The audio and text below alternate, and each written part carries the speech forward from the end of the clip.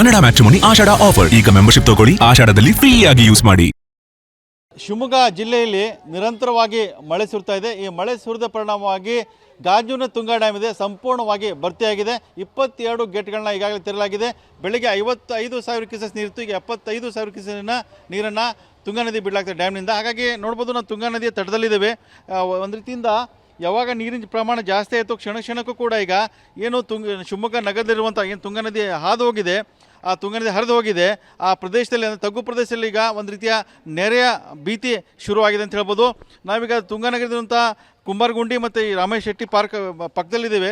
ಅಲ್ಲಿಗೂ ನೋಡ್ಬೋದು, ತುಂಗಾ ನದಿಯಿಂದ ನೀರು ಹರಿದು ಈಗ ಹರ್ಕೊಂಡು ಮುಂದೆ ಬರ್ತಾ ಇದೆ. ಅಂದರೆ ಕ್ಷಣಕ್ಕೂ ಕೂಡ ನೀರಿನ ಪ್ರಮಾಣ ಹೆಂಗೆ ಜಾಸ್ತಿ ಆಗ್ತಿದೆ, ನೀರು ಹರ್ಕೊಂಡು ಮುಂದೆ ಬರ್ತಾ ಇದೆ. ಹಾಗಾಗಿ ಇನ್ನೂ ಕೂಡ ನೀರಿನ ಪ್ರಮಾಣ ಜಾಸ್ತಿ ಆದರೆ ಈ ಭಾಗದಲ್ಲಿರುವಂಥದ್ದು ಏನೋ ಇದೆ, ಕುಂಬಾರಗುಂಡಿ ಇದೆ, ರಾಮೇಶ್ ಶೆಟ್ಟಿ ಪಾರ್ಕ್ ಇದೆ, ಸಿಗೇಟ್ ಇದೆ, ಈ ಭಾಗ ಇದೆ.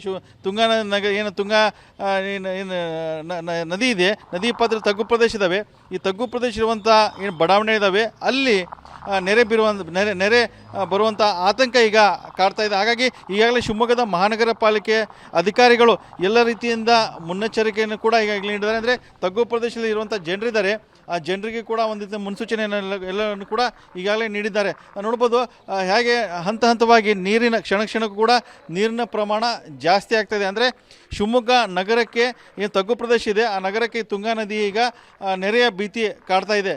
4-5 ವರ್ಷದಿಂದ ಕೂಡ ಏನು ನಿರಂತರವಾಗಿ ನೀರು ಜಾಸ್ತಿ ಆಗಿತ್ತು, ಡ್ಯಾಮ್ನಿಂದ ನೀರು ಜಾಸ್ತಿ ಬಿಟ್ಟು ಅದರ ನಂತರ ಅನೇಕ ಬಡಾವಣೆಗಳು ಕೂಡ ನೀರು ನುಗ್ಗಿತ್ತು, ನೆರೆಯಿಂದ ಸಾಕಷ್ಟು ಅನಾಹುತ ಕೂಡ ಆಗಿತ್ತು. ಹೀಗಾಗಿ ಕಳೆದ 2-3 ದಿನದಿಂದ ಕೂಡ ಸಾಕಷ್ಟು ಪ್ರಮಾಣದಲ್ಲಿ ಮಲೆನಾಡ ಭಾಗದಲ್ಲಿ ಅದು ಕೂಡ ತೀರ್ಥಹಳ್ಳಿ, ಶೃಂಗೇರಿ, ಏನು ಕೊಪ್ಪ ಇದೆ, ಈ ಭಾಗದಲ್ಲಿ ನೋಡ್ಬೋದು ಸಾಕಷ್ಟು ಪ್ರಮಾಣದಲ್ಲಿ ಮಳೆ ಆಗ್ತದೆ. ಹಾಗಾಗಿ ತುಂಗಾ ಡ್ಯಾಮ್ ಸಂಪೂರ್ಣವಾಗಿ ಭರ್ತಿಯಾಗಿದೆ. ತುಂಗಾ ಡ್ಯಾಮ್ಗೆ ಈಗ ಒಳಹರಿವು 65,000 ಕ್ಯೂಸೆಕ್ಸ್ಗಿಂತ ಜಾಸ್ತಿ ಆಗಿದೆ. ಹಾಗಾಗಿ ಮುನ್ನೆಚ್ಚರಿಕೆ ಕ್ರಮವಾಗಿ 75,000 ಕ್ಯೂಸೆಕ್ ನೀರನ್ನು ಜಾಸ್ತಿ ಬಿಡಲಾಗಿದೆ.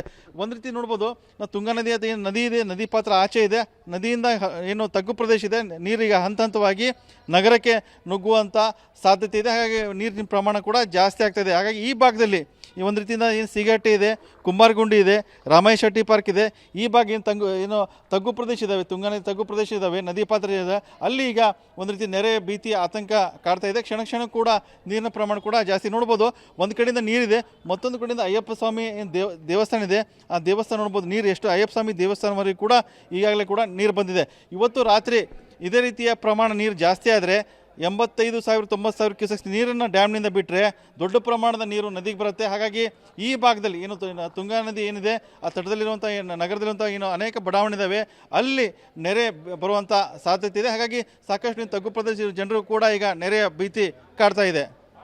ಕ್ಯಾಮ್ರಾಮನ್ ಶಶಿಕುಮಾರ್ ಜೊತೆ ಬಸವಗಣ್ವಿ, TV9 ಶಿವಮೊಗ್ಗ.